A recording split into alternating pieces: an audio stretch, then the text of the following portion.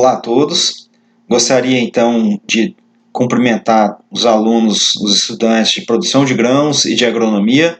Essas duas primeiras culturas a gente vai gravar uma aula só para os dois cursos. Essas duas primeiras culturas são a cultura da soja e a cultura do feijão, que é matéria em comum, assunto em comum, que o oitavo período de agronomia e o quinto período de produção de grãos tem, né? E aí então, para agronomia, as grandes culturas 2, a gente vai ter, além da soja e do feijão, o algodão e o girassol. Para o quinto período de produção de grãos, na culturas 3, nós temos soja, feijão e a cultura da mamona.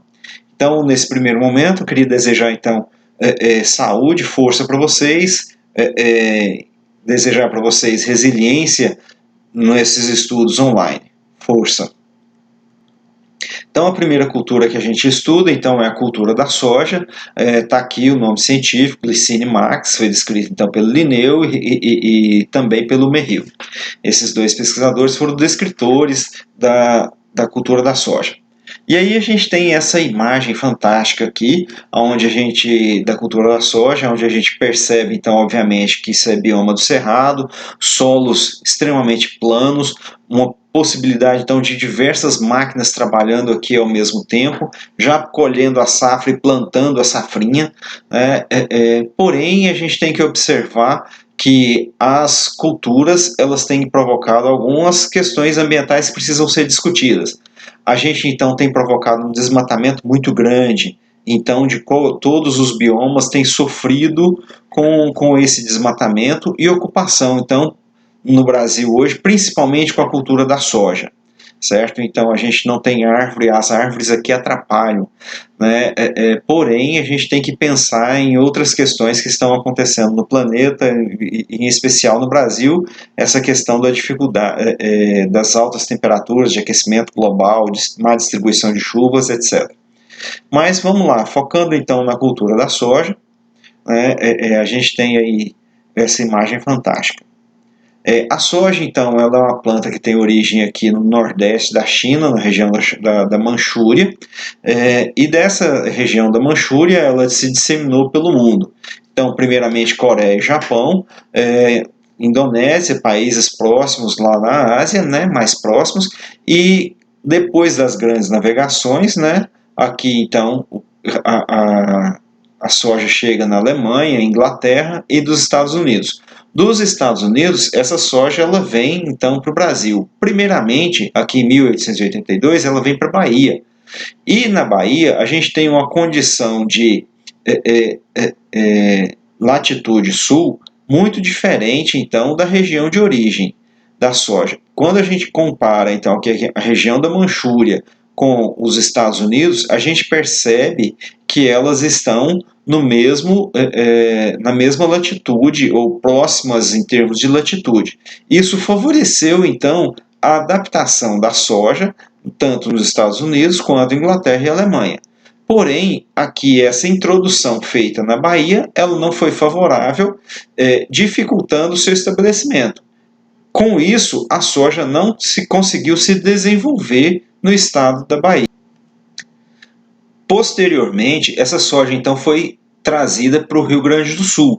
E quando ela é introduzida no Rio Grande do Sul, eu tenho então latitude semelhante à dos Estados Unidos e à da região da Manchúria. Daqui a pouco a gente vai ver a respeito dessa latitude e o quanto isso influencia no desenvolvimento da soja. Então, no Rio Grande do Sul, como ela tem condição de latitude semelhante à região de origem da Manchúria, ou mesmo de onde ela veio, de onde ela foi introduzida no Brasil, que foi dos Estados Unidos, ela conseguiu se desenvolver muito bem no Rio Grande do Sul. E aí, no início do século XX, lá, em 1938, tem a primeira exportação de soja para a Alemanha, que está registrada. Em 1941, pleno período de guerra, nós tínhamos no Rio Grande do Sul 702 hectares de soja. E essa soja era utilizada principalmente para alimentação de suínos, produto usado in natura. Agora, a partir de 1950, a gente tem a primeira indústria de extração de óleo, certo? E em 1950, a gente tem que lembrar disso aqui, ó. Revolução Verde. O que está acontecendo no mundo, no país e no mundo? E a importância dessa indústria de extração de óleo. Se a gente tem uma área pequena, esse agricultor está utilizando essa soja para alimentação de animais diretamente, né? E agora a gente tem uma outra utilidade para essa soja. A gente tem uma indústria que compra, esmaga, processa essa soja. E a partir daí, então, tem o óleo vegetal disponível para a população e tem o subproduto farelo que pode ser utilizado, então, com concentrado proteico, que pode ser utilizado, então, na alimentação de animais. Então, essa indústria, a partir de 1950, ela tem uma importância fundamental para o próximo assunto, que está relacionado com a expansão da soja no Brasil. Então, em 1970, olha só, a soja ela se restringia a Rio Grande do Sul, a esse eixo Rio Grande do Sul, para Santa Catarina, Paraná, norte do Paraná, São Paulo, começando o Triângulo Mineiro, sudoeste goiano e um pouquinho de soja no Mato Grosso. Essas eram as áreas onde se tem registro da soja na década de 70. Quando eu pego aqui em 2003, olha o quanto a soja já havia expandido por toda a região do Cerrado, chegando aqui na região de Tocantins, Maranhão, Piauí e Bahia. Eu sempre esqueço qual que é a sigla disso aqui e me confundo. Tem soja aqui no Pará, temos soja aqui em 2003 em Roraima e Amapá. Então a soja de 1970 até 2003, ela passa por esse processo de expansão, principalmente, olha só, Cerrado, região do Brasil Central, Centro-Oeste, estados do Norte e estados da região Sudeste aqui. E aí a gente tem hoje os principais estados produtores, olha só, por esse mapa a gente consegue perceber muito bem. Mato Grosso, Goiás, Paraná e Rio Grande do Sul. Esses são os principais estados produtores. E aí em rosa aqui a gente tem toda a difusão da soja pelo país. Roraima, Amapá, Pará, Acre, Rondônia. E aí então a soja, ela ocorreu então a disseminação dessa cultura por todo o país. E aí, aonde a gente vai que tem plantio de soja, normalmente a gente encontra gauchada. Por quê? Porque esses gaúchos, eles foram então os pioneiros no cultivo da soja e eles foram os grandes responsáveis então por disseminar a soja pelo país. Bom, e aí então a gente tem que entender os fatores que motivaram essa expansão. Um deles a gente já comentou que ocorreu lá no Rio Grande do Sul em 1950, que é a primeira indústria de esmagamento de extração de óleo. Ou seja, quando eu tenho um parque industrial que processa esses grãos, a gente então estimula o cultivo, porque passa a ter quem compra o produto. E aí, além desse parque industrial, a gente tem a questão de processamento, a gente tem a questão da Revolução Verde, que a gente só citou ali atrás, com relação a máquinas e a insumos. Então, toda essa questão do maquinário aqui e de solo plano permitiu uma expansão muito grande dessa soja para o Cerrado. E aí a gente tem, então, a organização das redes de pesquisa, tanto público quanto privado, com incentivo de capital estrangeiro, com incentivo de capital interno, capital nacional. E esse incentivo, então, através do financiamento, da criação de redes de pesquisa, tanto público quanto privada, instituições de pesquisa como a Embrapa, como incentivo através das Emater e similares nos estados, as empresas de pesquisa nos estados, certo? Em Minas nós temos a EPAMIG, essas empresas, essa organização de que se trata a organização da rede de pesquisa, que levaram então ao desenvolvimento de tecnologia para essa soja ocupar a região do Cerrado. E aí então o Cerrado aqui se tornou a principal fronteira agrícola nos anos de 1980, 1990. A partir de 1970, a gente teve então esse aquecimento no mercado internacional, ou seja, a gente associando então um mercado internacional comprador de soja, o Japão e os Estados Unidos queriam comprar soja. O Japão tinha uma avidez, uma necessidade muito grande de soja, principalmente o Japão. E aí o Japão, ele financiou essa criação de parque industrial, de rede de pesquisa, e isso possibilitou então a ocupação de fronteiras agrícolas, como o Cerrado. Na década de 80, o solo de Cerrado era um solo como Chapada Gaúcha, aqui mesmo Naí, Buritis, era muito barato. Hoje está extremamente valorizado porque a soja, os grãos, as commodities estão valorizadas. E aí então essas fronteiras agrícolas foi possível cultivá-las com todo o desenvolvimento da rede de pesquisa. E aí a gente vai falar provavelmente no último slide dessa videoaula a respeito da Revolução Verde, que ela se baseia em alguns pilares e entre esses pilares está a questão da fertilização do solo do cerrado. E aí, uma característica de interesse que foi bastante interessante aqui no Brasil para a expansão da soja foi a questão de um clima favorável. Aí nós temos duas estações definidas, um verão chuvoso e um inverno seco. E aí, então, é possível produzir soja na entre-safra dos Estados Unidos. Né? A gente vai ver mais na frente questão de clima. Hemisfério norte, a gente tem uma estação climática de cultivo numa época do ano diferente da época do ano de cultivo, então, no hemisfério sul. Esses, então, foram os principais fatores que motivaram a expansão da soja no país. E aí, dentre as políticas implantadas, dentre os fatores de motivação aqui, a gente destaca também as políticas governamentais, Polo Centro e do projeto Prodescer. O que foram essas políticas? Então, através do Polo Centro foi captado recursos do governo brasileiro e também em parceria aplicado recurso também do governo japonês, porque o governo japonês lá na década de 70, 80, ele tinha uma demanda por soja muito grande e foi preciso então que o governo japonês investisse dinheiro no Brasil para expandir a agricultura, principalmente para o solo do cerrado.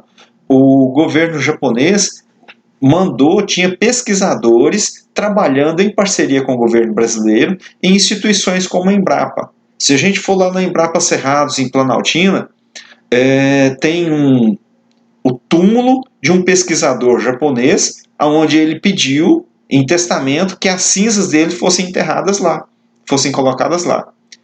E o governo japonês valoriza tanto esse trabalho de ciência, de pesquisa, que permitiu a produção de soja para eles a um preço mais barato, que afetou todo o mercado internacional de soja, que o príncipe japonês, quando eu estava fazendo doutorado lá em Planaltina, o príncipe japonês visitou o Brasil e ele tinha 2 compromissos no Brasil.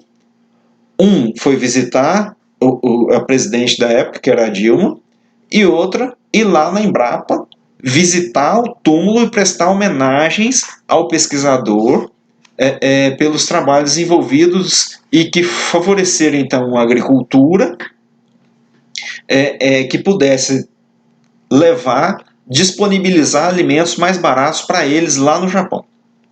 Então, através dessas pesquisas, do investimento do governo japonês e brasileiro, foi permitido, então, a criação, que a gente falou, das instituições de pesquisa, de ensino e pesquisa, que as universidades também foram beneficiadas com isso, criação de instituições de ensino e pesquisa, que essas instituições geraram tecnologias que permitiram a ocupação do solo do cerrado, que, como a gente já sabe, o solo do cerrado, principalmente aí os latossolos, os neossolos quartzarênicos, né, solos arenosos, eles têm como característica a baixíssima fertilidade, a necessidade de aplicação de calcário para correção da acidez.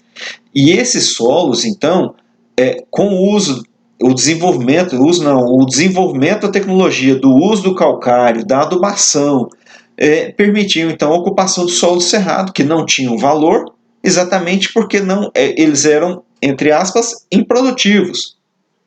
Certo? Até a década de 70, 80, ainda eram muito utilizados os chamados solos de cultura, nas margens dos cursos d'água, onde eram os solos aluviais, que tinham uma fertilidade natural mais alta. E o solo de cerrado não servia para nada, só para criar lobo. As tecnologias, então, foram desenvolvidas por essas instituições de pesquisa, e aí as principais tecnologias desenvolvidas foram variedades adaptadas a baixa latitude. Então, aqui no Rio Grande do Sul, tem uma latitude elevada, à medida que eu vou em direção ao Equador, eu tenho uma diminuição, então eu tenho baixa latitude. Então, se eu pegar aqui essa mancha de plantio de soja aqui, ela está exatamente na linha, pouco abaixo da linha do Equador. Essa outra aqui em Roraima, ela está acima da linha do Equador. Então, eu tenho aqui regiões de baixa latitude, certo? Essa adaptação permitiu o cultivo de soja. Então, a adaptação genética, a correção da fertilidade do solo. Então, essas são características que favoreceram a expansão da soja no país. Certo? E aí, então, a gente tem a soja praticamente em todos os estados e biomas. Só não tem soja mesmo nas regiões impróprias para o cultivo dela. E aí, então, a gente já destacou os principais estados produtores, certo? A gente tem aqui Mato Grosso, Paraná, Rio Grande do Sul, Goiás, e aí vem os demais estados, responsáveis então pela produção de soja no Brasil. Só que quando a gente fala de soja, a gente tem que lembrar que toda essa tecnologia de ocupação do solo do cerrado, desenvolvida a partir da década de 70, talvez um pouco antes, mas vamos pontuar como ponto de partida da década de 70, ela culminou na área cultivada do Brasil com as diversas culturas, certo? Então a gente tem aqui, safra de verão, ou seja, a primeira safra aqui, a gente tem aqui 45 milhões de hectares, quase 46 milhões de hectares. Desse total aqui, 38 é soja, e o restante dividido com as outras culturas. E aí, quando a gente soma mais segunda safra e safra de inverno, a gente tem aqui um total hoje em torno de 66 milhões de hectares sendo cultivados no Brasil. Então, lá na década de 70, o investimento em empresas de pesquisa e de tecnologias que permitissem, então, o solo do cerrado ser agricultável, certo? Ele influenciou não só a soja, mas foi principalmente a soja, mas também as outras culturas. E também influenciou diretamente aqui, o cultivo de segunda safra, de terceira safra aqui, com ou sem irrigação. O comportamento da produtividade total no Brasil, então, no ano de 2019 e 2020, então isso aqui são dados observados, tá? Conab aqui, setembro de 2020, são dados oficiais observados até o fechamento da última safra, então isso aqui já está incluído todas as 3 safras que a gente discute aqui, primeira, segunda e terceira safras.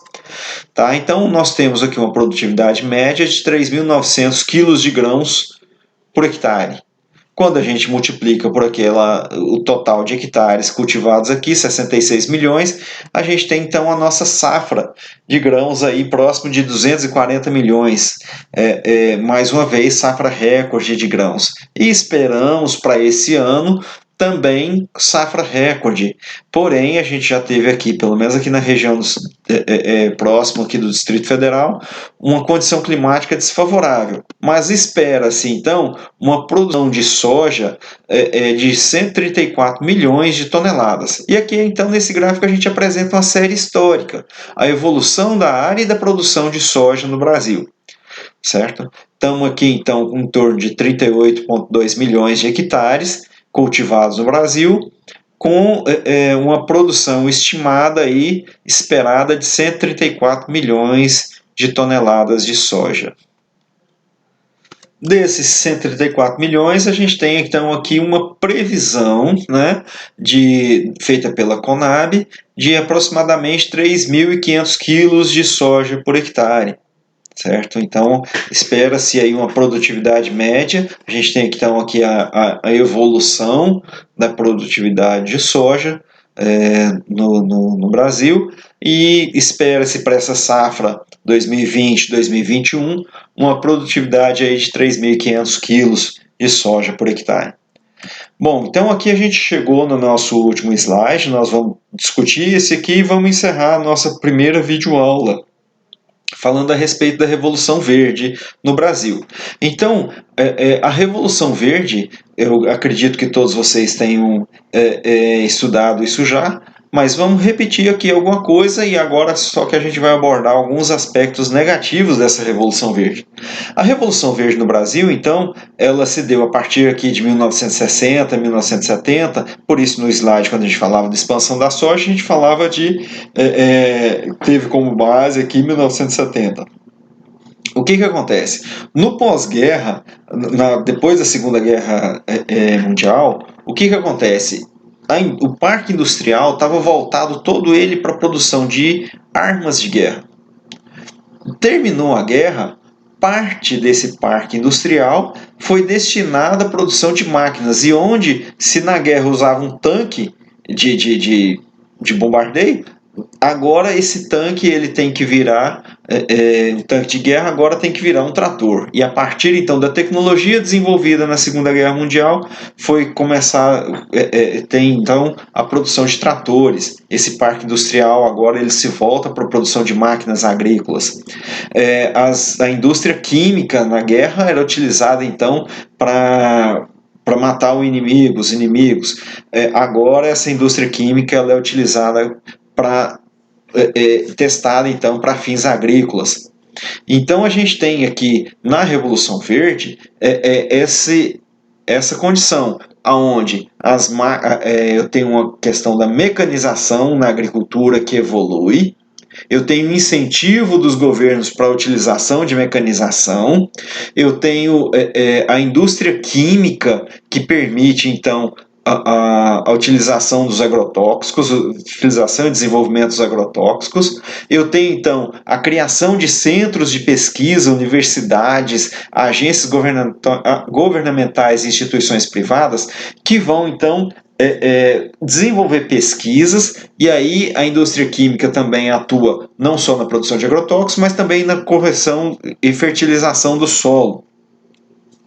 E esses centros de pesquisa, então, agora, eles vão trabalhar a mecanização, vão trabalhar a indústria química de agrotóxico e indústria química de fertilizantes. E vão trabalhar também agora a questão do melhoramento genético vegetal. E aí a gente viu ali atrás, agora há pouco, que o melhoramento genético vegetal foi um dos grandes impulsionadores que permitiram então o desenvolvimento da agricultura, não só da soja, mas a soja principalmente, para ela se adaptar a condições de baixa latitude. O centro de origem lá da China tem uma latitude, a região do Cerrado aqui tem uma latitude diferente. Isso vai influenciar na quantidade de horas de luz disponível para a planta. E essa quantidade de horas de luz vai afetar todo o ciclo reprodutivo da cultura. Dessa forma, a gente tem então esses centros de pesquisa promovendo o melhoramento genético dessa soja e promovendo a adaptação da soja à região de baixa latitude.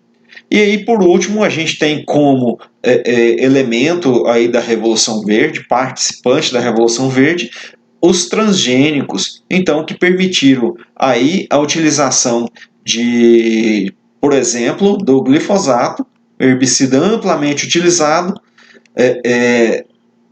controle das plantas daninhas. Porém, o que a gente tem observado é a insustentabilidade desse negócio de agricultura expandindo da forma como está expandindo. Então, o que está acontecendo?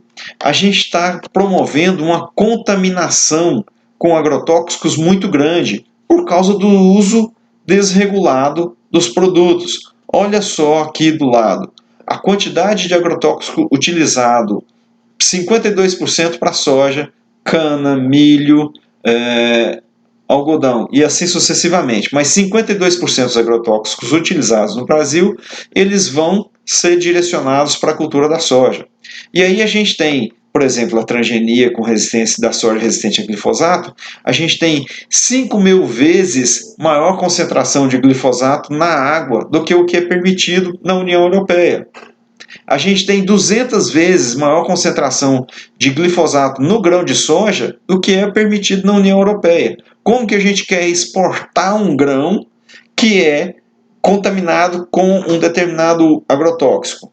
Então, a gente está caminhando para uma condição de insustentabilidade. Por quê? Por causa do impacto ambiental que a gente está causando com o uso desregrado de agrotóxicos, com o desmatamento e as queimadas que estão sendo provocadas, com a contaminação de ecossistemas, solos, rios, animais e vegetais. E tudo isso, esse lado bacana da Revolução Verde, que cresceu e expandiu, ela provoca o êxodo rural, certo? A quantidade de gente hoje na zona rural é muito baixa e a gente tem a questão dessa contaminação do ser humano. A gente está falando de contaminação do ecossistema, mas o principal é o ser humano, ele está sendo contaminado com esses agrotóxicos, tem adoecido, certo? Então, quando a gente fala de culturas de Revolução Verde, a gente tem que lembrar do aspecto negativo e tomar os devidos cuidados. E eu espero que, ao longo do semestre, a gente possa estar discutindo melhor o uso adequado dos agrotóxicos. O uso melhor, o uso adequado de cada produto. No desejo que todos estejam bem, eu encerro aqui então a nossa primeira videoaula. Um forte abraço a todos. Olá a todos, então vamos começar a nossa segunda videoaula, né? Então na aula anterior, na videoaula anterior, nós paramos aqui e falando sobre a Revolução Verde, sobre as consequências e inconsequências dessa Revolução Verde. E aí eu gostaria de dizer que na segunda-feira nós temos encontro com a agronomia e na terça-feira com a produção de grãos. E assim, então, eu gostaria que a gente discutisse mais a respeito dessa Revolução Verde no nosso encontro síncrono. E aí, então, com relação aos aspectos econômicos da cultura da soja. Então, por que a soja tem esse valor agregado todo? Por que tem esse interesse internacional todo? Por causa principalmente dessa composição aqui, ó, desses três fatores principais aqui, ó. 40% de proteínas, assemelhe-se à soja em termos de proteína. 21% de óleo, esse óleo tem diversas finalidades de uso.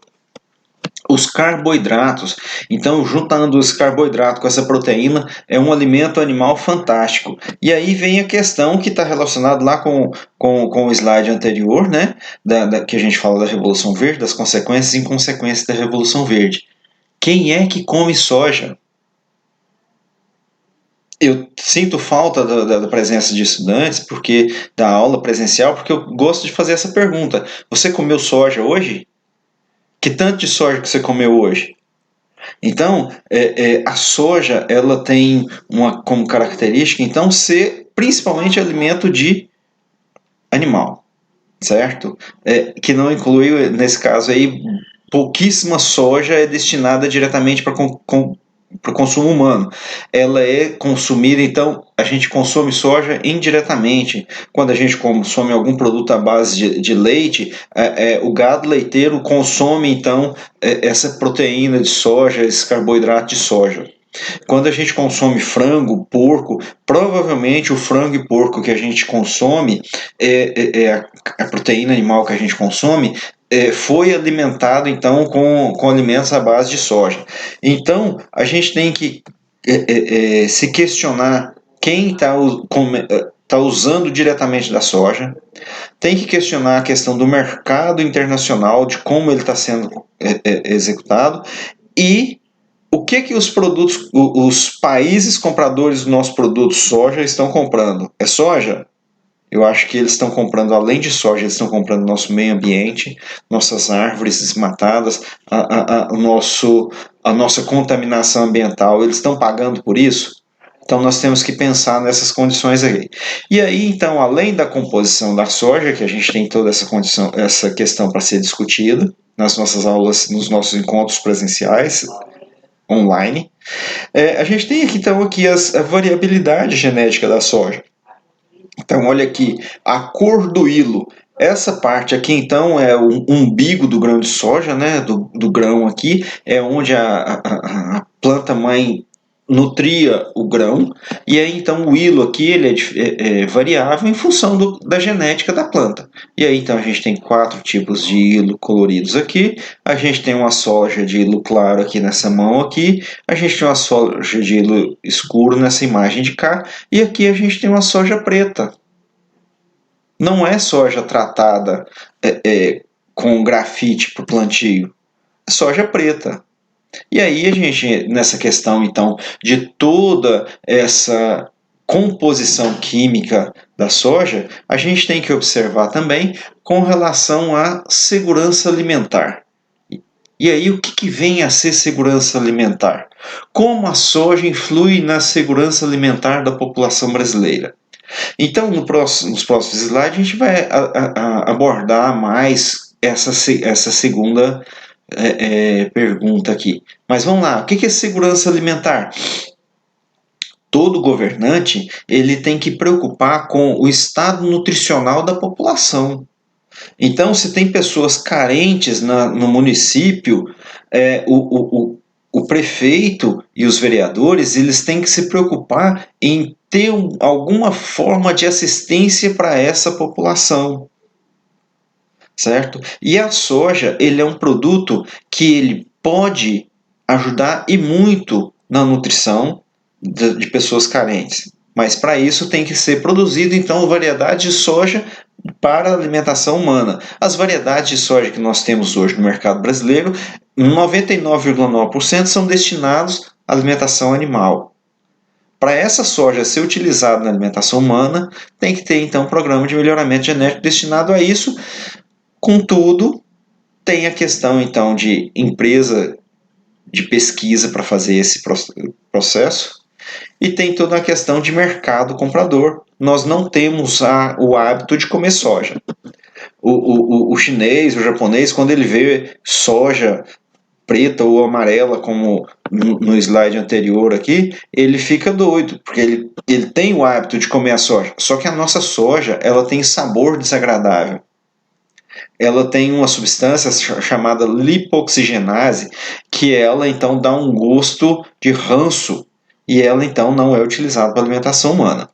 Mas então a segurança alimentar é a necessidade que uma pessoa tem, e aí uma preocupação então das lideranças políticas, de que a população tem de acesso a os principais fatores nutricionais aí, proteínas, carboidratos e vitaminas, sais minerais que todo indivíduo precisa comer, se ingerir para se nutrir. E aí essa soja, essa questão da segurança alimentar envolve a questão da soja ser uma planta possível de corrigir muitas falhas nutricionais da população, porém, como a soja não é destinada à alimentação humana, ela é contaminada com agrotóxicos.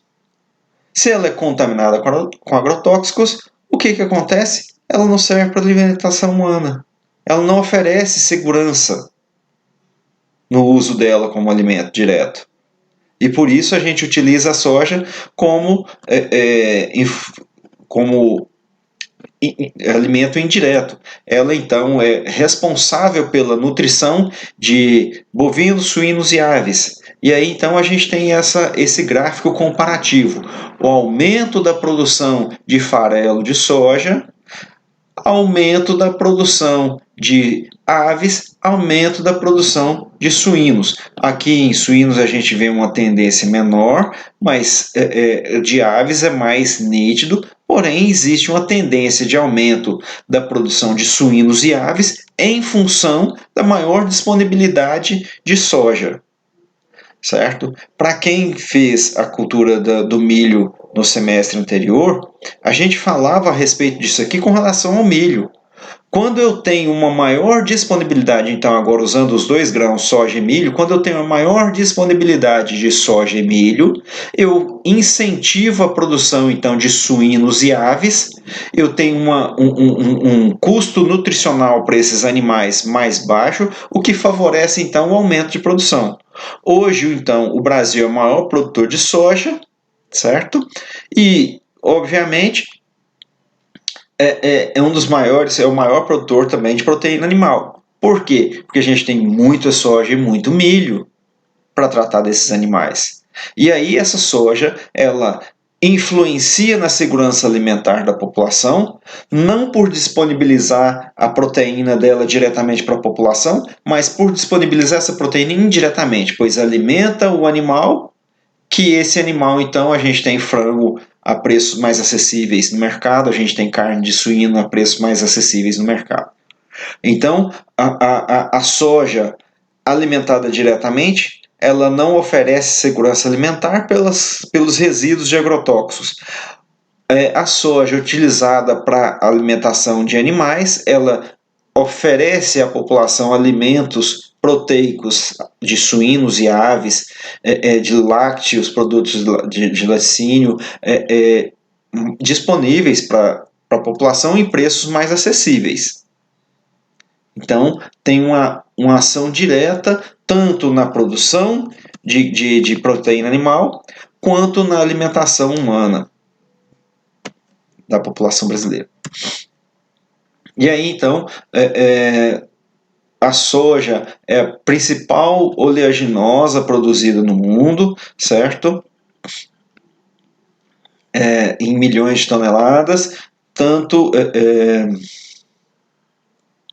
a soja é o principal óleo consumido no mundo, é a principal oleaginosa produzida, certo? E aí a gente tem aqui então outras oleaginosas em comparativo com a soja.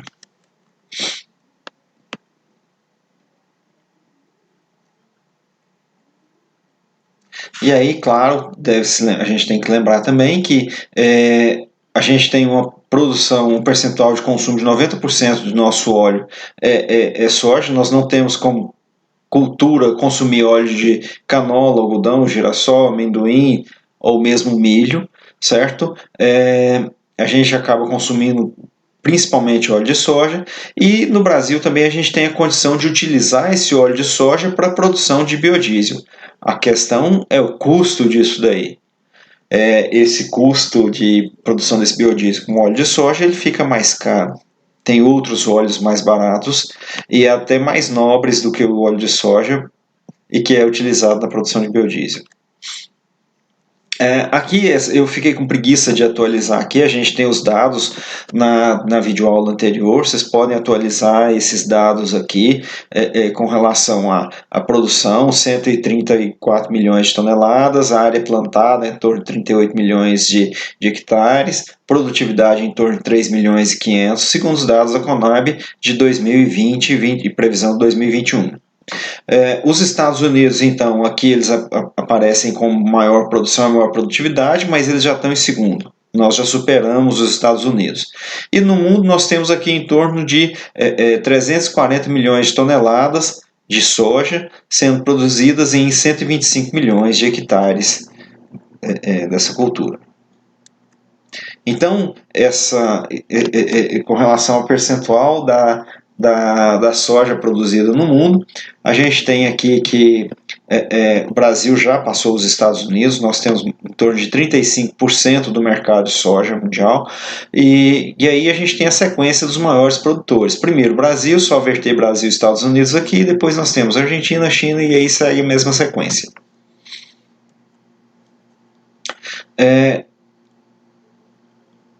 Com relação à botânica da soja, então nós já falamos aqui então da espécie Glycine max, os descritores dessa espécie, gênero Glycine, família Fabaceae. Então, e aí a gente tem aqui então um esquema, né? Quem foi meu aluno ano passado na cultura do milho lembra da desenho uma planta de milho, ou não? No online não dava, né? Não, no anterior. Esquece isso daí, viajei aqui. Mas, bom, então que a gente tem que pensar aqui como que é uma planta as partes de uma planta de soja. Então a gente tem aqui o sistema radicular. Nesse sistema radicular a gente tem os nódulos da associação simbiótica, né, entre soja e rizóbio. Pelo amor de Deus, não me pergunta se aplica nitrogênio em soja. Tá? Eu é que vou perguntar isso para vocês. Eu quero que vocês saibam me dizer para mim por que não aplica nitrogênio em soja, certo? E aí a gente tem então o caule, a haste aqui principal, as vagens que são então o fruto com as sementes dentro, né? A gente tem então aqui o pecíolo, o ramo, o folíolo e tal, as folhas são trifolioladas. Bom, então, quando a gente vai implantar a cultura, a gente tem algumas questões que devem ser analisadas. Quando a gente está falando aqui de botânica, então eu quero dizer então, que tem lá a semente, essa semente colocada no solo, ela vai ter então formar uma planta. Mas para ela formar uma planta, tem algumas questões aqui intrínsecas dentro dessa semente. Primeira questão é o genótipo. A gente tem então, para plantar soja, a gente tem que ter uma planta que tenha uma adaptação à nossa condição climática. Eu tenho que ter uma adaptação à nossa condição de solo, de clima, de temperatura, de umidade, luminosidade, de fertilidade. Essa soja, essa semente, ela tem que estar viva, vitalidade. E tem a questão aqui de longevidade. Se a gente pensar que a semente é produzida na safra, vamos lá, plantou em novembro, colheu em fevereiro, e essa soja vai ficar de fevereiro da colheita até novembro de novo para ser plantada novamente. Então ela tem que ter longevidade. E em algumas condições ela pode passar mais tempo ainda sendo armazenada. E aí, para ela ter essa longevidade, se manter viva e viável, certo? Viva e por um período, eu tenho que oferecer para ela condições de armazenamento controlado. Temperatura, umidade, radiação. E eu tenho que ter a viabilidade e maturidade. Então, para colher a soja, ou semente de soja, toda semente, claro, eu tenho que esperar essa semente chegar no ponto de maturidade fisiológica. E que o processo de colheita não cause danos ao embrião, inviabilizando o cultivo dessa soja. Que esse embrião, que essa semente, ela não seja contaminada por pragas e doenças que inviabilizem a sua utilização. E, obviamente, nessa maturidade fisiológica, o que vai acontecer? A planta-mãe transferiu para a semente todas as características de vitaminas, hormônios, toda a reserva que ela precisa, a integralidade do embrião, a devida formação desse embrião, para que quando eu tenho, então, condições favoráveis, que ela germine e que forme uma planta. Para isso, então, eu tenho que ter um potencial fisiológico, que é todo aquele conteúdo que deve existir dentro da semente, para que ela tenha condições, então, de formar uma plântula. E aí eu tenho, dentro dessa condição, eu tenho a qualidade sanitária, ou seja, dentro da semente eu não posso ter, então, fungos e bactérias que vão dificultar esse processo ou impedir esse processo de colonização, de estabelecimento no solo. Então, quando eu coloco uma semente de uma leguminosa, um feijão ou soja no solo, eu vou ter, então, processo de germinação. O processo de germinação ele inicia com a absorção de água pelo grão, pela semente. Quando ela absorve água, essa água dentro da semente, ela desencadeia uma série de reações bioquímicas que vão levar à metabolização, à ativação das enzimas e ao metabolismo, então, da substância de reserva. Essa substância de reserva metabolizada vai, então, estimular então o desenvolvimento do embrião. Primeiramente, a radícula é expulsa de dentro da semente, e aí essa radícula ela forma o eixo hipocótilo radicular. Esse eixo hipocótilo radicular vai formar essa alça cotiledonar e que vai pôr para fora então os cotilédones. Aqui então o tegumento da soja ficou enterrado dentro do chão, e eu tenho aqui então a exposição dos cotilédones. Daqui da semeadura para cá, então eu tenho a germinação, e aqui eu tenho a emergência. Então alguns anos atrás eu perguntei qual que era a diferença, né, para o estudante. E aí o estudante respondeu para a turma, e o estudante respondeu: professor, a regra brasileira de análise de sementes, a RAS, ela fala que não existe diferença entre germinação e emergência. Para a gente no campo existe. Germinação, então, é a plântula emitir a radícula, ela germinou. Porém, nem toda plântula que emite radícula consegue, então, formar a alça cotiledonar aqui, o eixo hipocótilo radicular, e expor os cotilédones. Quando expõe os cotilédones, a incidência de radiação leva à formação então de clorofila, e essa clorofila então, a partir do momento da pigmentação verde, e aí a plântula tem a capacidade agora de começar a produzir fotossíntese. E aí, utilizando-se ainda agora das reservas da semente, que estão aqui no cotilédone, nas reservas do cotilédone, e da sua pigmentação, ela começa a se desenvolver, produzir fotoassimilados e crescer. Claro que para isso eu tenho que ter uma condição adequada no solo. E aí então eu vou ter a formação então das folhas cotiledonares e da folha primária aqui. E aí então no desenvolvimento eu tenho então a formação então da plântula. E aí a gente tem aquela pergunta: e o que vem a ser então? Eu falei da germinação e emergência, e o que vem a ser planta e plântula? Então, quando eu tenho a plantinha se desenvolvendo e utilizando as reservas aqui dos cotilédones, eu tenho então uma plântula. Ela ainda tem uma dependência dessas reservas do cotilédone. A partir do momento, e esse momento ele não é de uma hora para outra, o que acontece? Ela vai consumindo as reservas cotilédone, essas reservas vão diminuindo.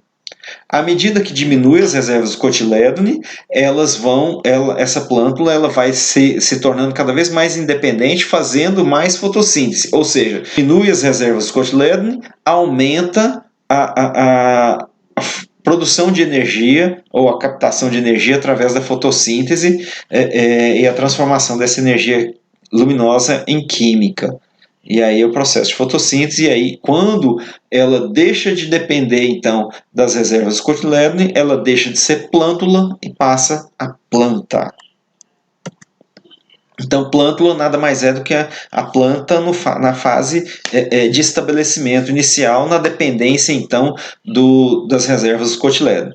E aí, para a germinação e estabelecimento então da nossa planta, a gente viu lá os fatores intrínsecos, que estão dentro da semente, e temos também os fatores extrínsecos, fora da semente. Então eu tenho a semente perfeita do slide anterior, coloquei ela no chão.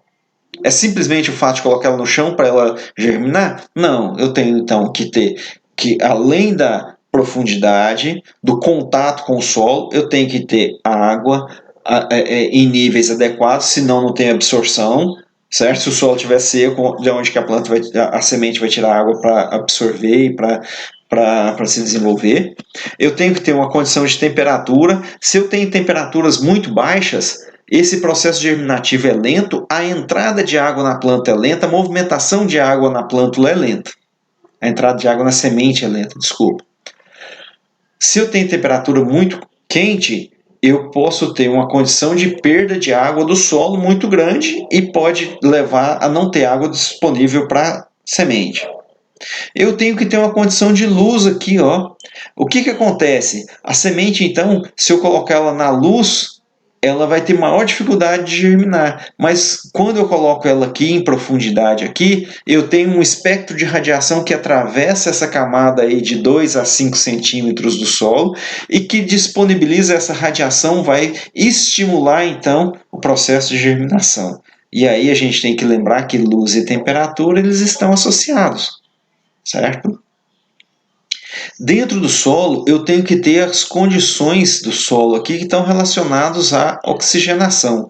Se eu tiver a semente solta dentro do solo, não tiver contato com o solo, o que acontece? Ela não vai ter contato com a água.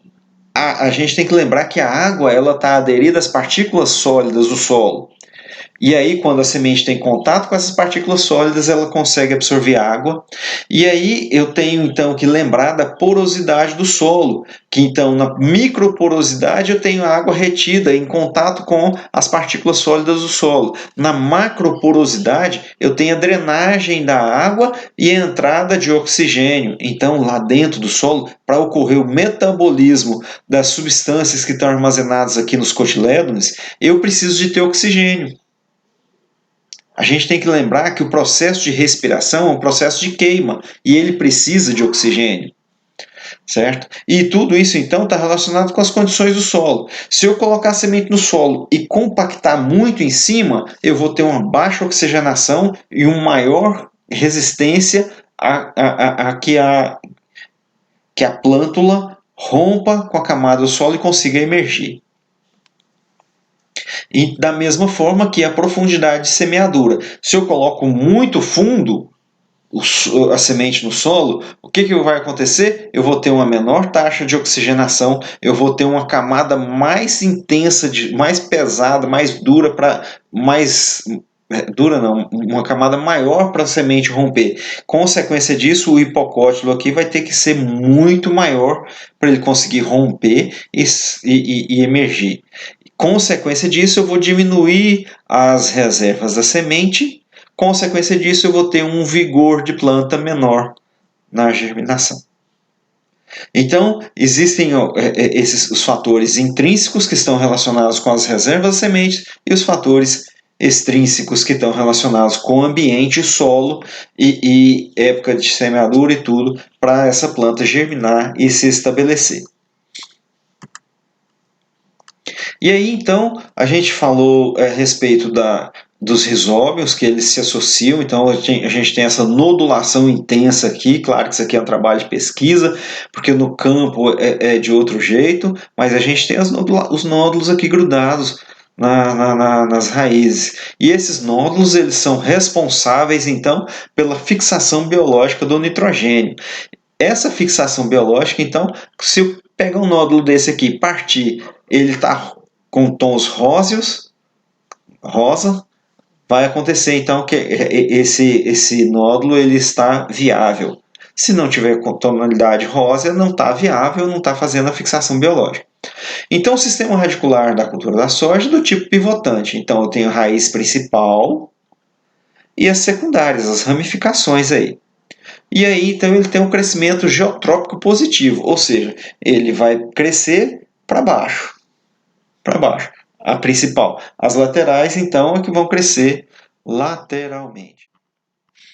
Olá a todos. Então, nós damos início agora à nossa terceira videoaula. Eu peço desculpas porque na videoaula anterior a bateria do computador acabou e eu tive que editar e não terminei o vídeo sem desejar para vocês dizer para vocês que devem me procurar, devem mandar uma mensagem no WhatsApp por qualquer fala minha durante as videoaulas que não tenham entendido. Então vocês têm o número do meu celular, do meu WhatsApp disponibilizados lá no Classroom. Qualquer dúvida, vocês têm que ficar à vontade para me mandar essas dúvidas, para entrar em contato comigo. Para discutir outros assuntos relacionados à cultura também, não só as dúvidas, mas tudo que pode ser questionado com relação à disciplina, ou com relação àquilo que a gente trabalha dentro do Instituto Federal. Me coloco à disposição para ouvir ideias de vocês para a elaboração de TCCs, de projetos de pesquisa, então estou à disposição de vocês. E aí, dando sequência, então, nas aulas anteriores, na aula anterior a gente falava sobre os aspectos econômicos da soja. Né? Na primeira aula a gente falou muito sobre a expansão, na segunda aula a gente falou sobre os aspectos econômicos e começamos a falar sobre a biologia da planta de soja. E agora a gente fala um pouco sobre o crescimento da planta de soja. Então o que acontece? Falando então do caule, a gente tem o caule, ele vai ter então um número e tipo de ramificações dependentes da constituição genética, ou seja, em função da genética, da carga genética da planta, ela vai engalhar mais, ter mais caule ou menos caule. E também é dependente do espaçamento em que a qual a planta é submetida. Se eu coloco uma quantidade de plantas maior, ou seja, um espaçamento menor entre plantas, a tendência é que a planta ramifique menos, tenha menos caule. Quando eu coloco mais distante essas plantas, uma quantidade, uma população de plantas menor, ela vai ter então a tendência de formação de maior número de galhos. E aí esse caule ele tem tipo de crescimento e hábito de crescimento diferentes. Então vamos lá, isso de acordo com a carga genética dela. Eu tenho então, com relação a tipo de crescimento, crescimento determinado, semideterminado e indeterminado. E o que define essa questão da determinação do crescimento do ramo? Principalmente aonde ocorre a primeira inflorescência. Então, olha só, no hábito de crescimento determinado, o que vai acontecer? A inflorescência, o ciclo vegetativo, antes da floração, o que vai acontecer? A haste principal vai terminar com a inflorescência racemosa. O que vai acontecer nessa planta de ciclo determinado? A primeira flor vai se formar lá no ápice da planta. E a partir da formação dessa primeira flor, da abertura dessa primeira flor, ela para de crescer. No semideterminado, o que vai acontecer? Eu vou terminar também com inflorescência, porém, essa planta ela tem um certo crescimento após o aparecimento, o surgimento dessa inflorescência. E ele se dá principalmente no ápice da planta. Já o hábito de crescimento, confundo sempre hábito com tipo de crescimento. O tipo de crescimento indeterminado, a planta continua a crescer no período reprodutivo. Ou seja, essa flor ela vai vir no primeiro nó, onde aparecem essas inflorescências racemosas. Ou seja, uma planta como essa aqui desenhada, ela é uma planta de crescimento indeterminado. Porque ela aparece a flor aqui embaixo e a gente tem início de formação das primeiras vagens aqui. Então, quando ela floresce de baixo para cima. A de crescimento determinado, ela floresce de cima para baixo. Primeiro ela cresce, para depois ela entrar no período reprodutivo. A de crescimento indeterminado, ela cresce e reproduz ao mesmo tempo. Certo? E aí, com relação a hábito de crescimento. Hábito de crescimento, a gente tem aqui, ó, ereto, semi-ereto e prostrado. Então, eu tenho aqui em A, tipo de crescimento. A, tipo de crescimento indeterminado. A planta continua a crescer com a emissão de flores e vagens. Consequência disso, eu tenho uma pequena desuniformidade, com os frutos da base mais velhos que os frutos do ápice. Já na planta de crescimento determinado, que é tipo B, eu tenho aqui na pontinha dela aqui, ó, vagem formando no último nó. Vagem e o trifólio. E aí o que vai acontecer? Eu tenho uma maior uniformização na maturação dessas vagens e desses grãos. Tá? E aí então a gente tem, com relação ao hábito de crescimento, a gente tem aqui, ó, plantas mais com porte mais, um engalhamento mais ereto, uma segunda planta aqui com engalhamento mais aberto e uma terceira planta com um engalhamento prostrado. Isso está muito mais relacionado, está relacionado tanto com a genética da planta quanto com o espaçamento dessa planta. Se tiver mais apertada, ela vai crescer, engalhar menos e crescer mais ereto. Olha aqui esse exemplo aqui. Com a população alta aqui, é uma planta que cresce ereto sem muito engalhamento. E aí, então, o que, que acontece? No hábito de crescimento, aí olha só, por que, que a gente confunde? Isso aqui é uma publicação da Pioneer e eles chamam de hábito de crescimento. Na realidade, é tipo de crescimento indeterminado. No tipo de crescimento indeterminado, a planta cresce entre 40% e 70% após o início da fase reprodutiva. Emitiu o primeiro botão, a primeira flor, ela continua a crescer e cresce mais 40% a 70% acima daquele ponto ali.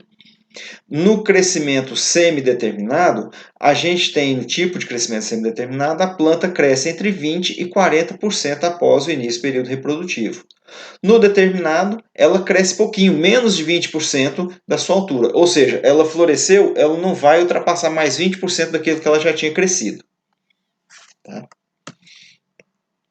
Com relação às folhas, nós temos então as folhas cotiledonares, as unifolioladas, que são essas primeiras que se formam logo após a primeira folha aqui, que se forma logo após a germinação, e as trifolioladas, que são as folhas chamadas de definitivas, compostas e definitivas. Na planta de soja, existem outras estruturas que se ligam e que compõem essas folhas, desculpa. Então, a gente tem, como interesse hoje, para a gente discutir, folhas cotiledonares, unifolioladas e trifolioladas.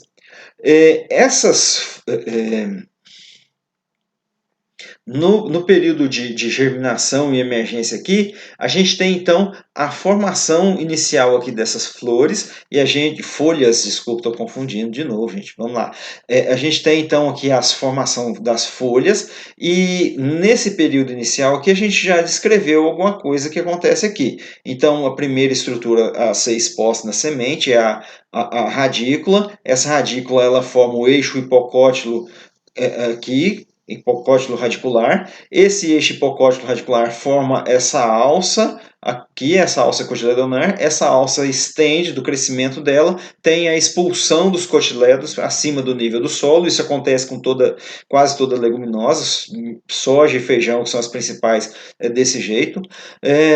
Então, expõe então os cotilédonos. A partir da exposição desses cotilédonos, a radiação provoca mudança na coloração, formando a clorofila, e aí a gente vai ter a mudança então de fase de plântula, dependente então das reservas do cotilédon e da semente, e planta, que seria então a planta autossuficiente, que já não utiliza mais dessas reservas, e sim que faz fotossíntese, e através dessa fotossíntese cresce vegetativo e reprodutivo. E aí, nesse processo de germinação e estabelecimento inicial aqui, a gente tem alguns descritores das variedades. Então, se a gente fizer um esforço de olhar aqui essa imagem aqui, a gente vai observar o seguinte: existe uma variação na cor do hipocótilo aqui. Essa variação, então, esse hipocótilo pode ser verde, roxo ou bronzeado. Então, eu tenho hipocótilo verde, eu tenho hipocótilo roxeado e tenho hipocótilo bronzeado. Aqui não dá para identificar esse bronzeado, é amarronzado. E aí, a pubescência, então, o que acontece? No caule, nas folhas e nas vagens, a soja ela tem uma pilosidade, e essa pilosidade ela pode ser cinza, marrom claro ou marrom médio. E aqui, então, a gente tem nessa imagem dois cultivares de soja, um de pubescência marrom e outro de pubescência cinza, ou seja, a pilosidade dela, a coloração dela. À medida então que a planta cresce, a gente chega na fase reprodutiva, ela produz flores. As flores também são descritores. Então a gente tem esses três tipos de descritores das plantas de soja: cor do hipocótilo, cor da pubescência, ou seja, da pilosidade que recobre caule, folhas e vagens, e a coloração da flor, que pode ser branca ou roxa. E essa flor, ela vai se formar principalmente então numa característica da planta que é de dia curto. O que vem a ser isso? Então, quando é que planta a soja? Normalmente lá, setembro, outubro, novembro. O que está acontecendo com a radiação nesses dias?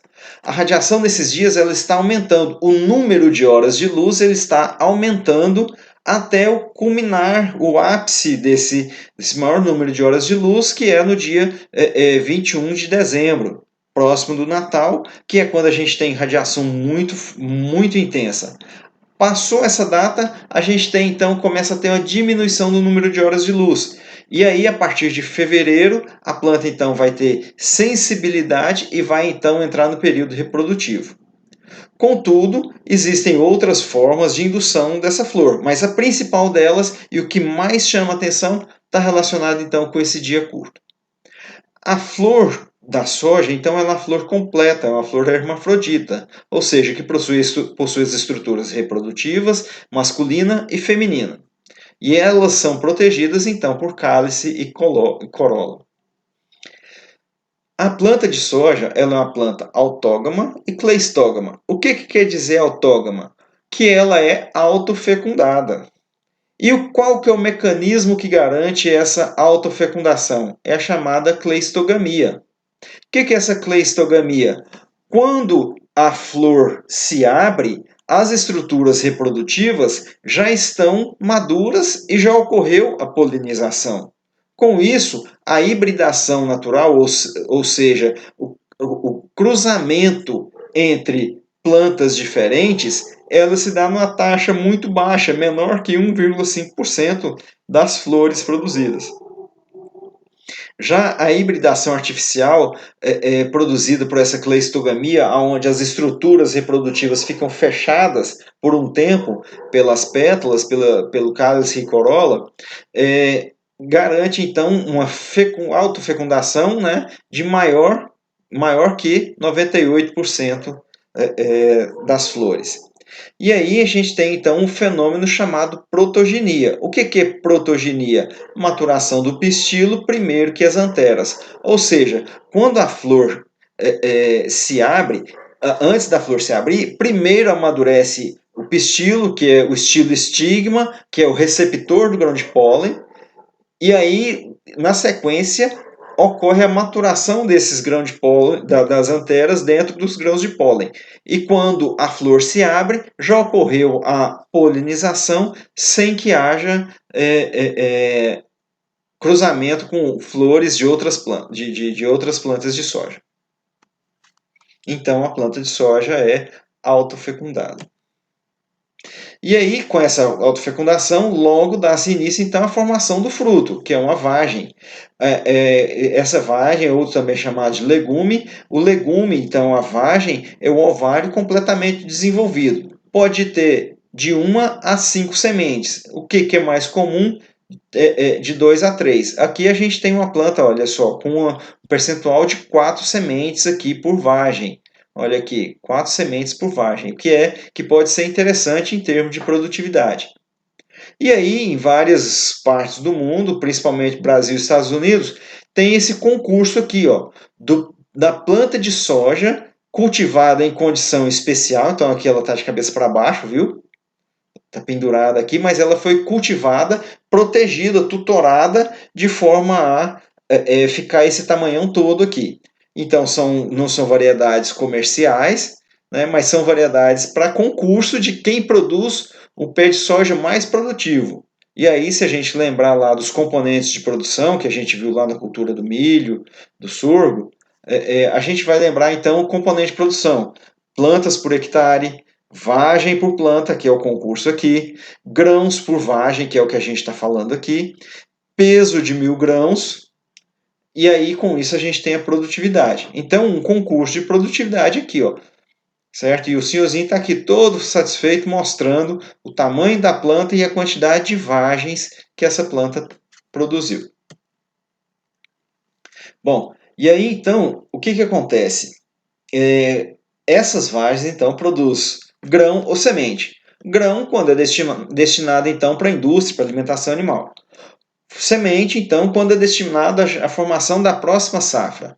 E aí, a planta, ela deve, então, a gente já falou a respeito disso aqui, passar para a semente, ou seja, contribuir para os fatores intrínsecos de dentro da semente, contribuindo com o genótipo, contribuindo com substâncias que garantam a vitalidade e a longevidade dessa semente, com proteção ali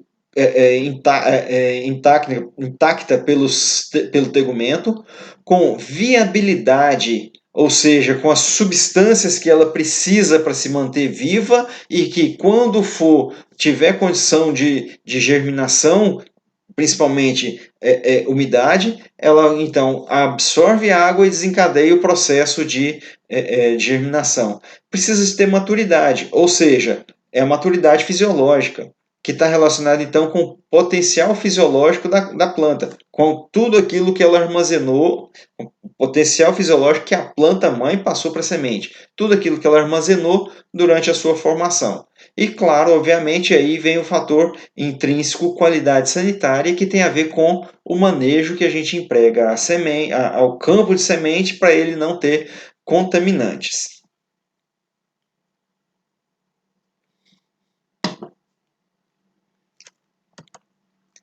Bom, mudando um pouco de assunto, mas continuando então falando desse aspecto de formação da lavoura, a gente fala então agora sobre a fenologia da planta. A fenologia da planta de soja ela se baseia na observação de folhas, flores, desenvolvimento da vagem e desenvolvimento da semente dentro da vagem. Tudo isso eu devo observar sempre na haste principal. Se a gente retornar aqui quando a gente falou do crescimento do caule, a gente vai observar o seguinte, que a gente tem então uma haste principal dominante aqui na cultura. Ela sempre vai ser, essa haste principal sempre vai ser maior que as hastes secundárias, as ramificações. Com isso, o que vai acontecer? Quando a gente for olhar a questão do florescimento, lá do tipo de crescimento determinado que floresce o último nó e a planta não cresce mais, sempre então na haste principal. Bom, então o que vai acontecer? Por que fazer essa observação de fase fenológica? Porque para cada fase fenológica, um dos motivos é a gente ter um manejo adequado de pragas, de doenças, de adubação, de colheita. E esse manejo adequado, a gente vai então se basear não em dias após a emergência, mas sim em fase fenológica. O primeiro trifólio, segundo trifólio.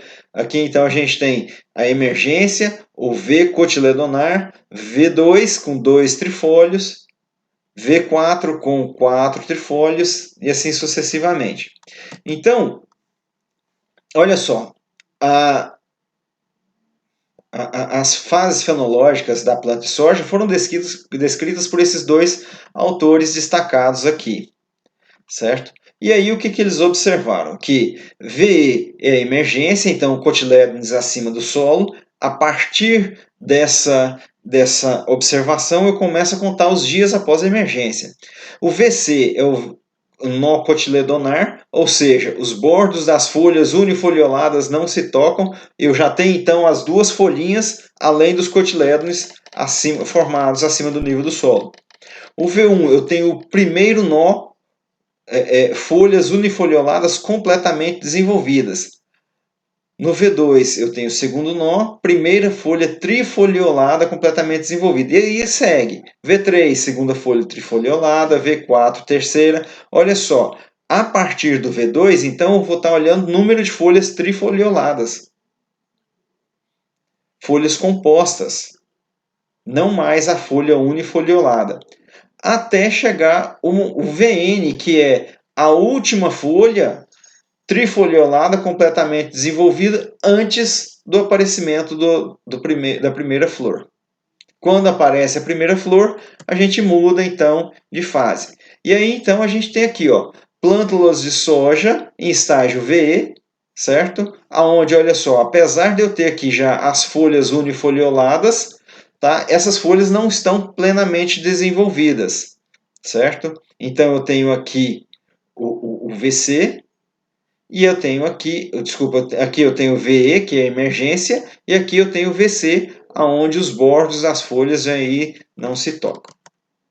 Aqui então eu tenho a foto no V2, aonde eu tenho folhas unifolioladas expandidas e tenho primeira folha trifoliolada expandida. E a segunda folha trifoliolada, ela já está aqui, mas não está expandida ainda. Então a gente vai observar essa questão da folha expandida para contabilizando então o estágio vegetativo da planta de soja.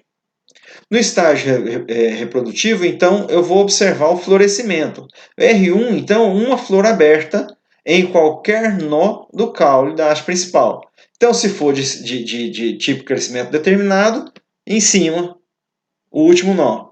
Se for de crescimento indeterminado, o primeiro nó frutífero na base da planta.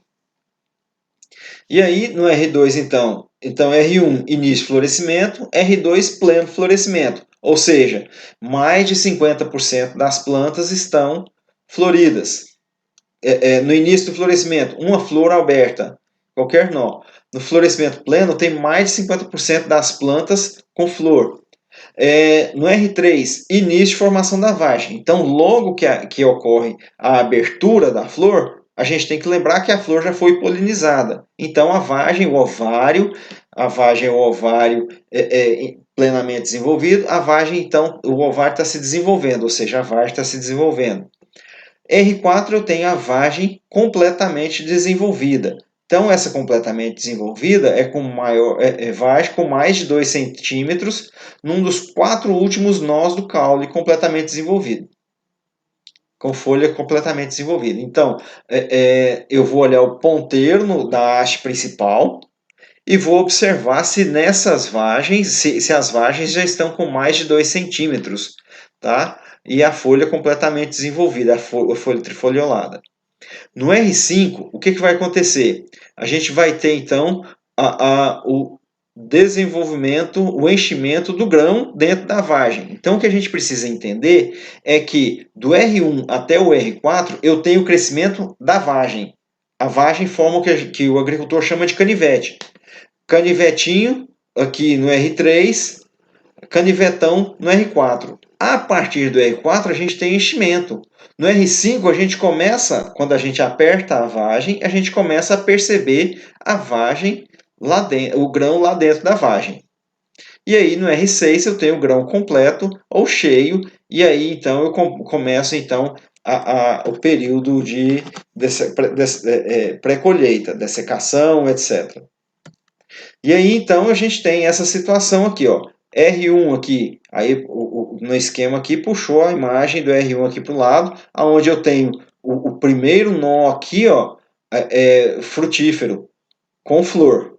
Então, é uma planta de tipo de crescimento indeterminado, que ela vai continuar produzindo, produzindo nó, folha, nó, entrenó e estrutura reprodutiva. Certo? Ela ainda tem muito a crescer aqui. E aí, então, eu tenho R1, aqui na sequência eu tenho R3, aonde eu tenho, então, os canivetinhos, as vagens no início de formação, e aqui eu tenho R5, com os grãos se enchendo dentro da vagem. E no R6, eu teria, então, o grão completamente cheio, R7, a maturação fisiológica da planta. Exemplificando aqui em termos, uma escala de formação e maturação.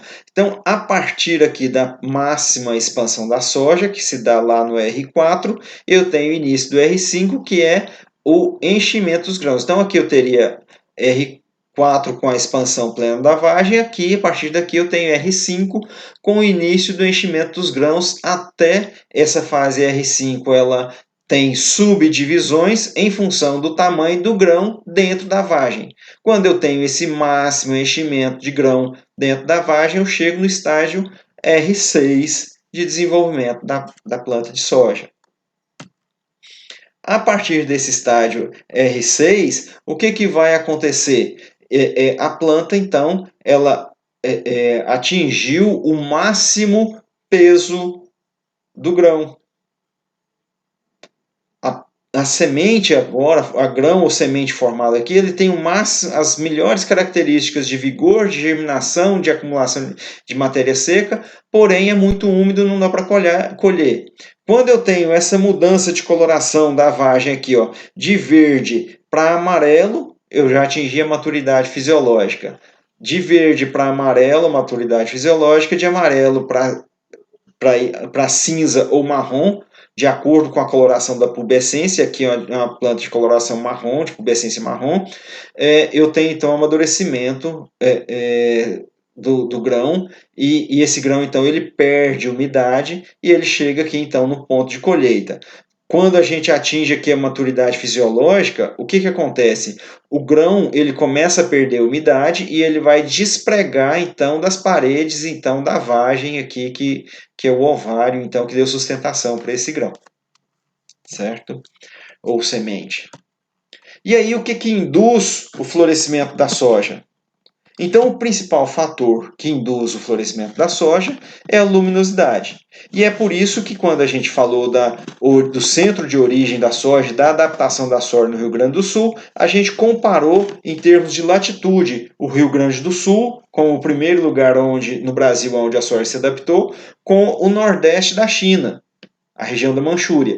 Porque eles têm latitude semelhante, próximas, latitude próxima, e tem luminosidade semelhante. E essa luminosidade fez com que a soja então se adaptasse ao Rio Grande do Sul e do Rio Grande do Sul se difundisse pelo Brasil.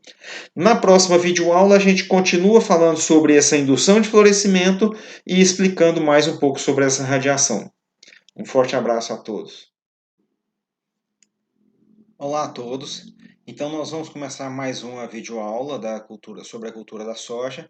Na última videoaula, então, nós falávamos sobre as fases fenológicas e aí faltou falar a respeito dessa fase fenológica aqui conhecida como R5. A fase fenológica R5 é chamada de enchimento de grãos, certo? E aí, então, nessa primeira vagem aqui mostrada na imagem, a gente tem, então, a fase R4, que é o máximo desenvolvimento da vagem, e a partir do R4 a gente tem o R5, a fase R5, que trata do desenvolvimento dos grãos dentro das vagens, ou seja, enchimento de grão. E aí, então, no R5, essa fase R5 é dividida em 4 fases, 4 subfases, né? E aí, então, a gente tem aqui, ó, R5, que seria os grãos perceptíveis ao tato, e aí a gente tem, então, o tamanho dos grãos aqui demonstrado aqui nesse slide, em cada uma dessas subfases. E aí, então, R5.1, R5.2, R5.3, R5.4, R5.5. E aí, então, esse tamanho desse grão ele pode ser contabilizado também pelo percentual de desenvolvimento desse grão.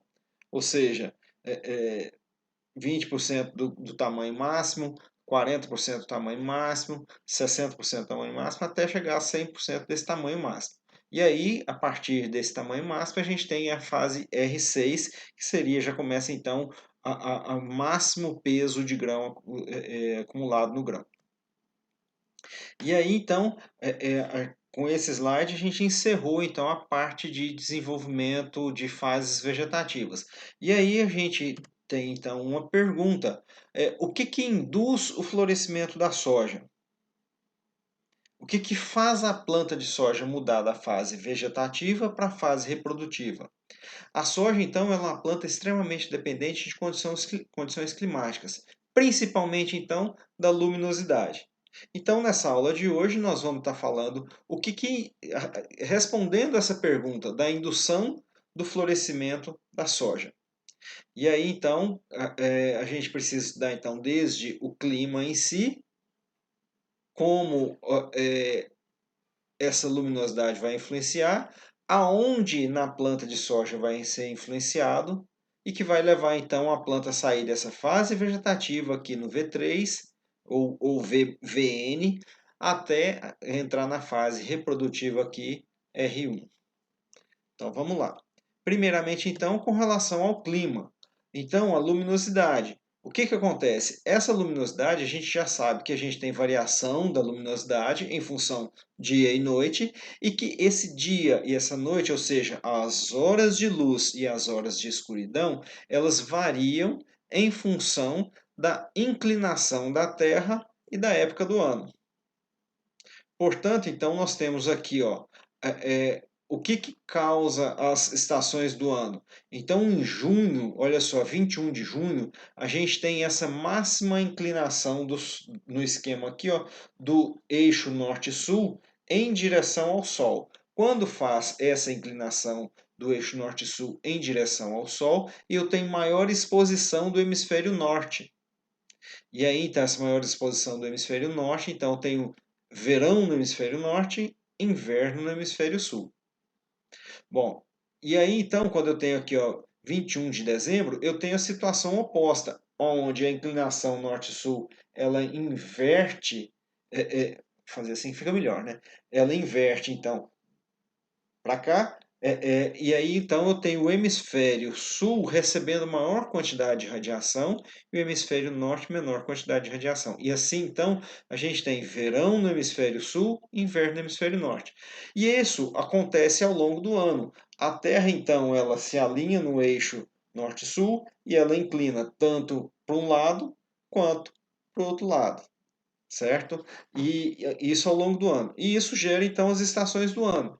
Então a gente tem então o movimento de rotação da Terra em torno de seu próprio eixo. Aí a gente tem então dia e noite. Só que esse dia e noite, a duração dele depende então de algumas questões. Então, da posição da Terra em relação ao Sol, da sua inclinação em relação ao Sol e da posição da coordenada geográfica em relação ao Sol também e em relação aqui ao Equador.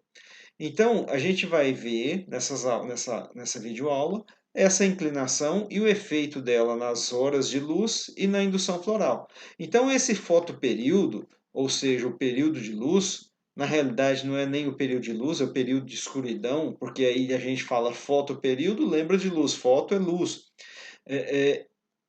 A gente tem que lembrar que a gente tem um período de luz e um período sem luz. Então, seria o número de horas de luminosidade e o número de horas de escuridão, que seria a noite. Então, número de horas de dia e número de horas de noite. Isso tem influência direta na produção de soja, influência na indução floral, influência no crescimento da planta, na maturação das vagens, na altura da planta, no peso de sementes e no número de ramificações. Obviamente, então, o número de horas de luz está diretamente relacionado então com a quantidade de energia que a planta está recebendo e a capacidade que essa planta tem de fazer fotossíntese, estimulando essa planta então a fazer fotossíntese. Então, ao longo do ano, a gente tem aqui, ó, partindo dessa situação 1, que a gente vai chamar aqui, a gente tem a Terra então alinhada com o Sol, e aí a gente tem então o chamado equinócio, ou seja, mesma quantidade de radiação chegando no hemisfério norte e sul. Vocês veem que o Sol está apontando aqui para a linha do Equador. Então a mesma quantidade de radiação está chegando nos dois hemisférios, a gente tem então a situação de equinócio, ou seja, mesma quantidade de radiação. Quando a gente tem aqui a situação de junho, a gente tem a máxima inclinação da Terra dessa forma aqui. E o que vai acontecer? O Sol se alinha aqui com o Trópico de Câncer. Alinhando com o Trópico de Câncer, a gente tem verão no hemisfério norte e inverno no hemisfério sul. Seguindo o movimento da Terra aqui ao redor do Sol ao longo do ano, a gente tem novamente a mesma situação aqui, em que o alinhamento do Sol com o Equador. E aí então a gente tem equinócio novamente, ou seja, mesma quantidade de radiação chegando nos dois hemisférios. E aí então, para a gente aqui, a gente tem início da primavera, certo? E nós temos aí um aumento no número de horas de luz, porque olha só o que vai acontecer aqui, ó. À medida então que a Terra continua o seu movimento, o hemisfério sul passa a ser mais exposto à radiação solar, o Sol se alinha com o Trópico de Capricórnio, então daqui de setembro até dezembro eu tenho uma ascensão, uma curva de ascensão do número de horas de luz, culminando aqui então 21, 22 de dezembro, que é véspera de Natal, Natal é uma celebração cristã, mas que no passado já foi uma celebração pagã do Deus Sol, que é então quando tem maior quantidade de radiação chegando. Então nós temos solstício de verão para a gente aqui no hemisfério sul. Bom, a partir desse solstício, o que vai acontecer? Se daqui da primavera para o verão tem um aumento do número de horas de luz, do verão para o outono a gente tem aqui então uma diminuição desse número de horas de luz. E isso vai influenciar então diretamente o cultivo da soja. Influenciando então não só o seu cultivo, mas também todo o seu processo produtivo. Bom, e aí então o que que induz essa essa mudança de fase vegetativa para a fase reprodutiva? Então aqui a gente tem uma planta de tipo de crescimento indeterminado, com flor aqui na base até no alto, e aí então a gente tem aqui uma caneta bique de referência então para o tamanho dessa planta de soja. Essa planta de soja então tipo indeterminado, ela vai floresceu, já tem flor, ela vai continuar a crescer, chega a dobrar de tamanho a partir aqui do período do início do período reprodutivo. Mas o que, que leva a esse início do período reprodutivo? Primeiramente, vamos entender aqui, ó, fotoperíodo. Fotoperíodo, então, é o número de horas mínimo de noite atingindo como resultado a indução floral. Então, quando eu tenho um determinado número de horas de luz, obviamente um número de horas de escuridão, que induz a esse florescimento. Aí a gente tem aqui o período juvenil. O que, que vem a ser então o período juvenil? A gente tem então tem a fase vegetativa e reprodutiva. Período juvenil então é quando a planta se desenvolvendo, então está na fase vegetativa. A gente tem esse período compreendido entre a emergência da plântula e quando ela está apta para receber o estímulo floral. Ou seja, quando ela recebe esse estímulo floral e que vai entrar então no período reprodutivo. Então eu tenho isso chamado período juvenil. E aí eu já vou adiantar. A gente tem período juvenil curto e período juvenil longo desenvolvido para a soja. Dentro daquilo que a gente falou sobre a Revolução Verde, o processo de melhoramento genético selecionou não só variedades resistentes a pragas e as doenças, mas também variedades resistentes à condição de menor luminosidade, aumentando então o chamado, descobrindo então, chegando até o chamado fotoperíodo, período juvenil longo, onde a planta então tem uma menor sensibilidade a essa variação do fotoperíodo. Bom, e qual que é o estímulo que dá início então à produção de flores? Então é a luz. E quem é o responsável por esse estímulo, por captar esse estímulo e transferir essa informação, captar essa informação do ambiente para a planta e a planta mudar de fase? É então essa pigmentação da planta chamada fitocromo. O fitocromo, então, ele faz parte do complexo de captação de energia luminosa para a produção de fotossíntese. E aí, então, esse fitocromo, na presença de luz, ele vai mudar da forma P660 para a forma P730. Quando ele muda para essa forma, durante o dia, durante a noite, então, na ausência de luz, essa forma ela volta para P660. Então, o que, que acontece? Durante o dia, P730, durante a noite, P660. Bom, então, quando eu tenho uma quantidade de horas de luz maior do que o fotoperíodo mínimo, maior do que o mínimo aqui exigido pela planta, o que, que vai acontecer? Ela vai continuar vegetando. A quantidade de P660 convertida a P730 é tão grande que vai passar a noite e não vai ter, então, restaurado todo o quantitativo de P660. Ainda vai ter P730 na planta. Quando eu tenho, então, uma condição aonde a quantidade de horas de luz é menor, e aí, então, nem todo P660 é convertido a P730. Quando vem à noite, o que vai acontecer? Todo P730 vai ser convertido a P660. E aí, então, eu vou ter a indução floral, o que vai levar, então, a planta a produzir as estruturas floríferas, frutíferas. E aí, então, Dentro dessa sensibilidade da planta ao fotoperíodo, existe uma ampla variabilidade genética de resposta ao fotoperíodo, que é o que a gente vai estar estudando agora. Bom, então o que acontece? A gente tem então o chamado período juvenil curto, aonde a planta ela é sensível já aqui, ó, V3, V4. O que vai acontecer nessa planta de período juvenil curto? Ela, então, muito pequena, ela vai ser induzida a entrar no período reprodutivo. Ela não vai desenvolver em altura, em engalhamento, o suficiente para produzir nós e entre nós com estruturas reprodutivas e, portanto, atingir um potencial de produtividade satisfatório para, por exemplo, para a nossa região. Foi o que aconteceu na introdução da soja. Se vocês lembrarem, a gente introduziu a soja no a soja foi a gente não, né? A soja foi introduzida no estado da Bahia e não se adaptou. Quando foi para o Rio Grande do Sul, que tem latitude semelhante, próxima do centro de origem da China, teve adaptação e a soja se desenvolveu melhor inicialmente no país, lá, no Rio Grande do Sul.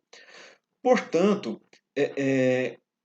esse período juvenil curto faz com que a planta aqui para a gente no Cerrado, que ela fique baixinha. Então, aqui na região tropical, de baixa latitude, a gente está mais próximo aqui da linha do Equador. A gente, olha só esse gráfico aqui.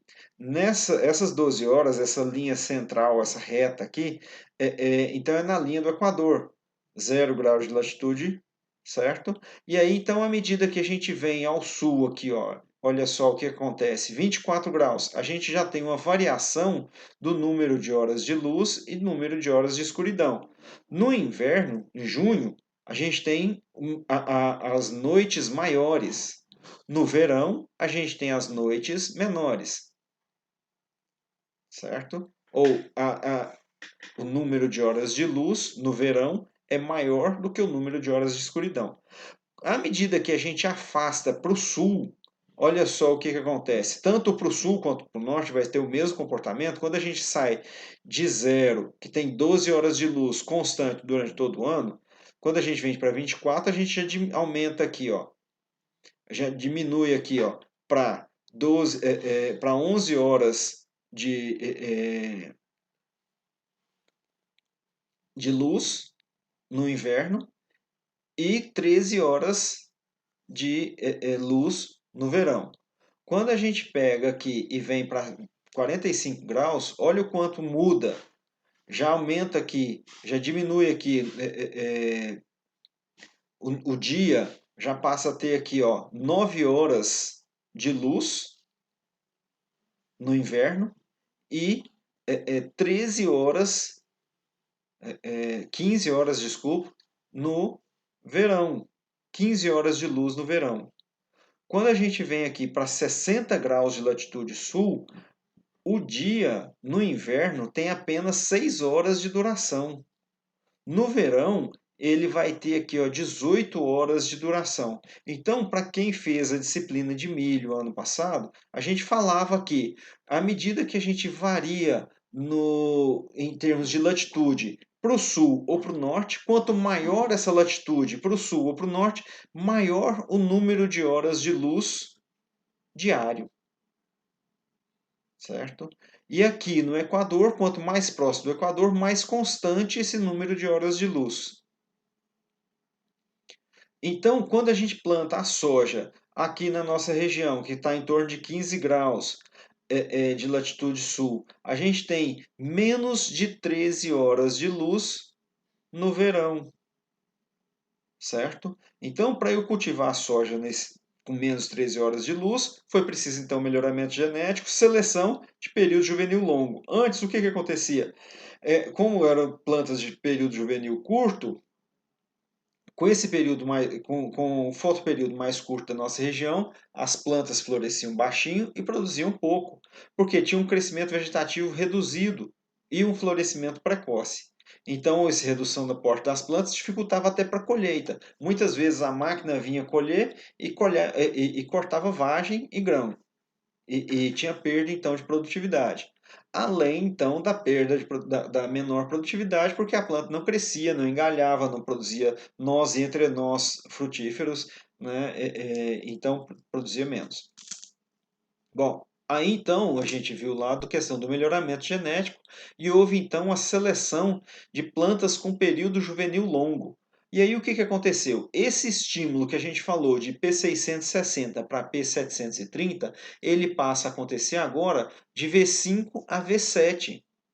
Ou seja, a planta agora ela recebe o mesmo estímulo de luminosidade, porém num estágio onde ela já cresceu e desenvolveu mais, certo? Então, a gente viu que existe então uma variabilidade e essa variabilidade de adaptação ao fotoperíodo foi o que permitiu então a soja expandir, se disseminar por todo o país. Começou com a adaptação no Rio Grande do Sul, conforme a gente já falou, e espalhou por toda a região de baixa latitude, que é a nossa questão aqui do Cerrado. Então, Rio Grande do Sul, 30 graus sul de latitude, tem uma latitude maior do que a gente aqui, que está em torno de 15 graus sul. E aí, então, a gente tem uma menor variação de luminosidade, menor fotoperíodo. Bom, então, com essa condição de variabilidade genética e de variabilidade de sensibilidade das plantas ao fotoperíodo, a gente tem, então, essa formação então dos grupos de maturidade relativa. Ou seja, eu tenho aqui, ó, no Rio Grande do Sul, 30 graus sul, aqui, ó, grupos de maturidade 5 e 6. À medida que a gente vai em direção ao norte, ou seja, menor latitude, baixas latitudes, a gente tem então a mudança do grupo de maturidade relativa. Para a gente aqui, a gente cultiva aqui, ó, grupo de maturidade relativa entre 7 e 9. Certo? E aí, quando a gente pega esses grupos de maturidade relativa com o menor número aqui para a gente, na nossa região, significa cultivares mais precoces. Quando a gente pega grupos de maturidade relativa com um número maior, então significa cultivares mais tardias. E aí, então, tudo isso em função da nossa variação de luminosidade ao longo do ano para a região. Principalmente, então, aqui na questão mais importante é a nossa luminosidade no verão. Porque à medida, então, que eu saio aqui a gente falou aqui setembro, né, início da primavera, a gente tem equinócio, quantidade de radiação igual chegando nos dois hemisférios. À medida que a gente caminha para o verão, a gente chega aqui a um pico, aqui em dezembro, de radiação chegando, certo? Passou aqui o verão, então a gente caminha para o outono e aqui novamente em março a gente tem novamente o equinócio, aonde a gente tem a mesma quantidade de radiação nos dois hemisférios. E essa radiação, então, vai ser importantíssima para o estímulo ao fotoperíodo. Estímulo ao florescimento, desculpa, corresponde ao fotoperíodo. Bom, novamente, então, aqui a China, ela está aqui entre 30 e 45 graus norte, né? Brasília está aqui 15, Arinos 15 graus sul, tá?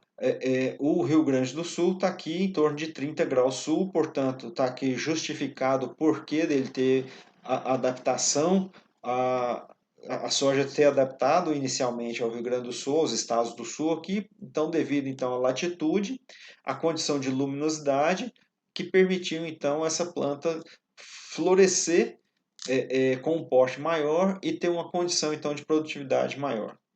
E aí os grupos de maturação, grupo de maturidade relativa, eles variam de 0,00 para sojas cultivadas no norte, na região do Canadá, que está lá no hemisfério norte, né? Até grupos de maturidade aqui 10. E aí a gente está aqui na região do Cerrado, entre 7 e 9, o grupo de maturidade relativa. Bom, aí eu tenho uma pergunta para vocês para a gente discutir isso nos nossos próximos encontros online. Se eu trouxer uma variedade do Rio Grande do Sul e plantar aqui no Noroeste, o que vai acontecer com ela? E se eu fizer o oposto, pegar uma variedade aqui, adaptada à região do Noroeste e trouxer para o Rio Grande do Sul, o que acontecerá com ela? Qual o comportamento dessa variedade, dessa troca de variedades de cultivares do Sul para cá e da gente aqui lá para o Sul? Então, nos nossos próximos encontros online, eu espero que a gente possa discutir um pouquinho a respeito disso aí. Então, eu encerro mais essa videoaula, desejando a todos, então, um bom estudo e aprofundamento no conteúdo de cultivo da soja. Um forte abraço.